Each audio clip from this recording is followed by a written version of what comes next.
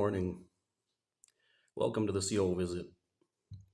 Colin here, and my trusty coffee. Well, once again, this is my early morning format. It's about 4:30 in the morning, December 31st. Last day of the year. And this will be the last video that I'll be making of the CO visit until 2025, probably on Thursday maybe. So January 1st, I'm not going to upload anything. So I'm going to do this one today early. Well, there's a saying in psychology that basically says whatever you spend the most time talking about, that's what's important to you. That's what came to my mind when I watched a video of the governing body update number 8, which is on jw.org. And in that video,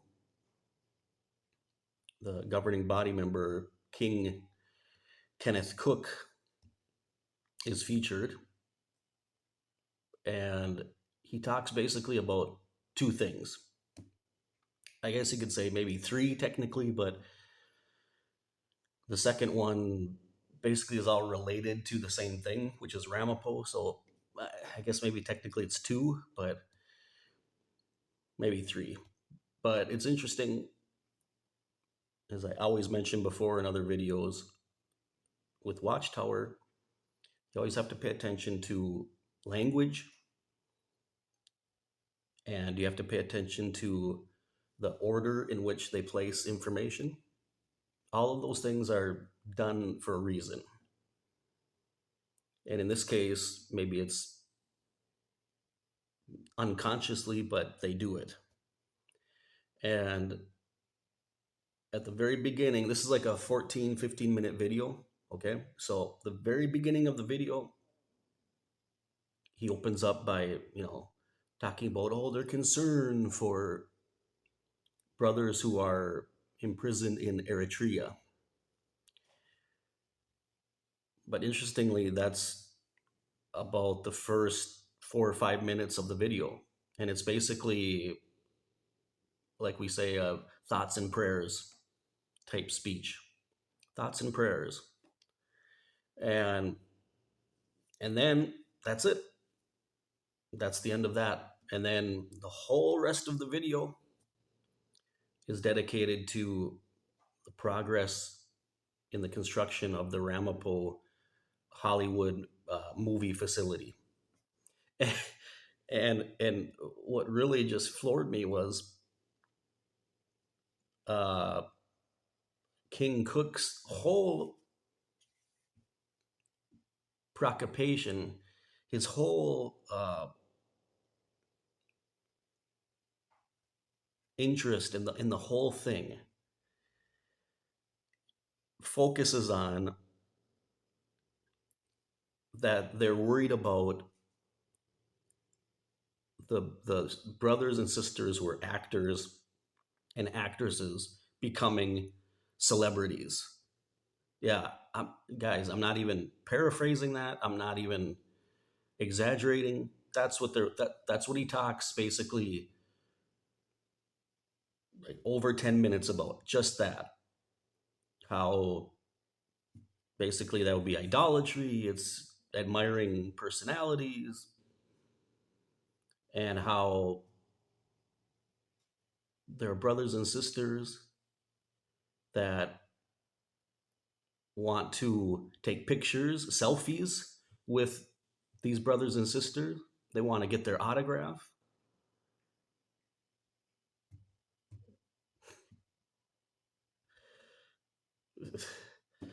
Can you see the irony in all of this? Can you see I mean, it really, I don't know what else to do than laugh. I mean, the irony, the hypocrisy, and it's like, guys, you created this.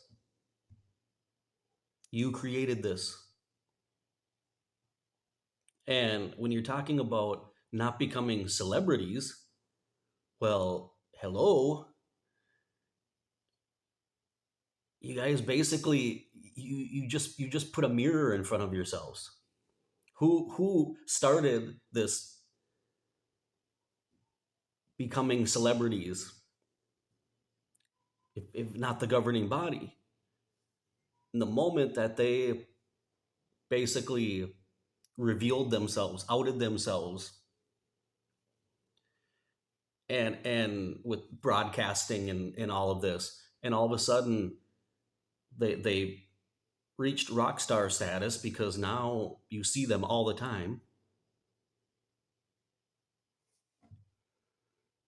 I mean, if you don't want that to happen, well, guess what? Before, this was never an issue because in the organization that I grew up in, you didn't know who the governing body members were, or uh, the people that did dramas, or writing or illustrations, or the music, any of that. Everything was anonymous. Now they're worried about the brothers and sisters becoming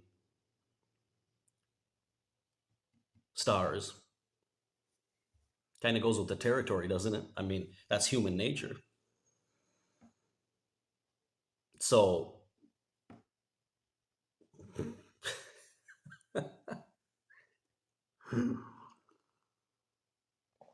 I mean, when I was watching that, I was literally just like, wow. And the other thing is, um, I know a lot of you out there uh, have seen situations and have had experiences. I know some of you out there have seen this before. Of, I mean, tell me a brother and sister anywhere in any congregation that if they had the opportunity in the past, um, would take pictures with a governing body member or a branch overseer. These are celebrities in the organization. These are personalities. Speaking of, admiring personalities, whether you like it or not. And how many of you out there have known about, for example, governing body members signing Bibles? I mean, literally, this has happened, and yet they're talking about these, Bethel brothers and sisters, and warning us against making them celebrities. Interesting, isn't it? I guess they're worried about, these brothers and sisters are probably really good, and they could end up getting noticed by other studios. Maybe they'd end up being an extra, or they'd end up being cast on maybe a series like The Chosen or something like that, and then start making money because they're not getting paid. Wasted talent. That's wasted talent. And if they really wanted to, spread the gospel, they probably do better working somewhere else with all of that celebrity status. But I just found that ironic coming from the men who indeed have taken pictures with people and signed Bibles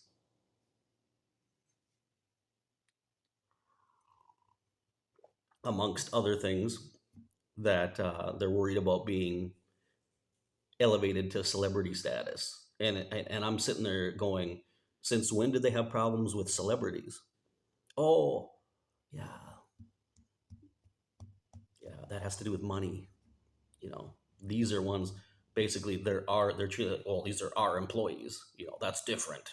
That's the it's that corporate mentality, right? You're a employee versus a client or an investor. You know, whole different treatment, because they don't have problems with celebrities.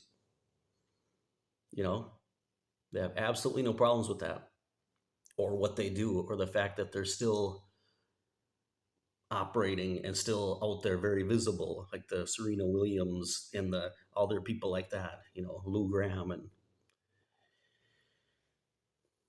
they never had a press. So it's a huge double standard, and especially coming from them, you know. So I'm sure down in the comment section, I'll see more than one comment about, yeah, I knew someone who got their Bible signed by the governing celebrities. Hey, there's a new one. I coined it here at the CO visit. The governing celebrities. So I thought that was interesting. Well, I guess it all comes back to Jesus' very words, from the abundance of your heart, the mouth speaks. Well, they spent the entire video talking about that. That's what's important to them. But again, it only applies to a certain group of people, never to them. Anyway, well, I hope everybody has a good New Year's Eve and New Year's Day. Hope everyone stays safe. Again, thank you for making the CO visit possible. Thank you for watching. Thank you for supporting by your views, your comments, and those of you that are out there. As I said before, I'll reiterate: if you haven't done so already, subscribe to the channel. Start off 2025 joining the CO visit journey. Won't cost you a thing. I appreciate everybody, and see you in 2025 next year. Take care, everyone.